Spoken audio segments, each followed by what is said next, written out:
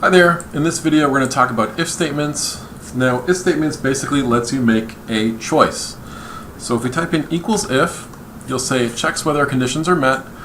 If it's true or if it's false, it will return one or the other. Now if you're still not sure what to do, you could just go to where it says formulas and then click on where it says insert function. And it will tell you the three pieces that you need and it will explain to you what happens. Basically, we have to do a logical test. Then something happens if it's true, and something happens if it's not true. Let's create a bunch of numbers. These are terrible examples, but you get the idea. So I have a bunch of numbers, and all I want to do is check, is the number over 50? Okay, now I could make this formula so I could drag it down, and it's going to apply to a whole bunch of different numbers. I just want to check, is 43 bigger than 50? Now to do that, what I'm going to do is I'm going to go equals if bracket. I'm going to click on this cell because I'm going to drag it down afterwards, and I'm going to say is D8 larger than 50. Now that means it's only going to pick 51 and above, so maybe I want to say is it greater than or equals to 50. Then I put in a comma, and you'll notice as soon as I put the comma in, it goes from the logical test part into the value if true part. So if it's 50 or over, I'm going to write quote over, end quote, so it's going to print out quote.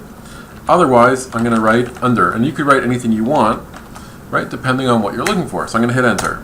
Now, is 43 over 50? It's under. So I'm going to drag this down, and you'll see that for some of them it's over, and for some of them it's under, and it's going to automatically go through. Now, if I had a way longer list, right, let's say I have all these numbers, I could take my formula and drag it down, and it would automatically be applied to the rest of them. So this is a really quick way to do an if statement. Now I just want to draw a picture of it because sometimes that helps you figure out what we're doing.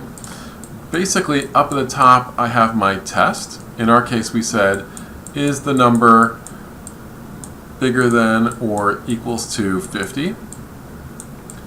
Right? And then one thing will happen if it's true and one thing will happen if it's false. So if it's true, it's going to print one thing, and if it's false, it's going to do something else. Now, in this if statement, really simple because it only gives us two possible outcomes, either true or false, and that's it. But let's say we have three possible outcomes, and I'll show you how to do that next. It's not that much more complicated. So let's say we have a game, right? So we could check, did the team win, right? And if it did, that's going to be the true box. Now we have two other possibilities, loss and tie. So now we're going to say, well, if it wasn't true, was it a tie? If it was a tie, it will go here. If it was a loss, it will go there. So this will be win, tie, loss. It actually doesn't matter where you put them, but it will basically allow us to create three different outcomes using two different if statements, okay? And that's called nesting, when we put one if statement inside of the other. Okay, so let's throw that into Excel and we'll see what it looks like. So I'll start a new example over here.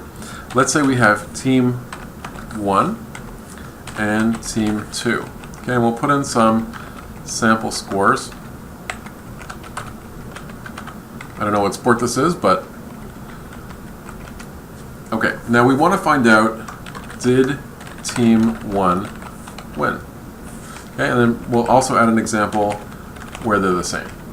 Okay, so now we could do equals if, and we could say, is this one larger than this one, right? Just like we did before. Now if that's true, say team 1 wins. Otherwise, say no. Right? Or we could even say nothing. Just like that, we'll plant a blank. It shows up as blank because nothing happened. Let's drag this down. So, did it work? Oh, team 1 never wins. There we go. So now in one of them, team 1 wins.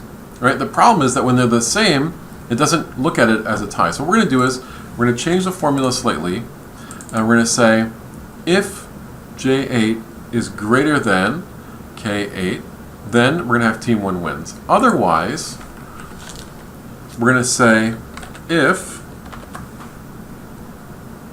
J8 equals K8, so they're the exact same.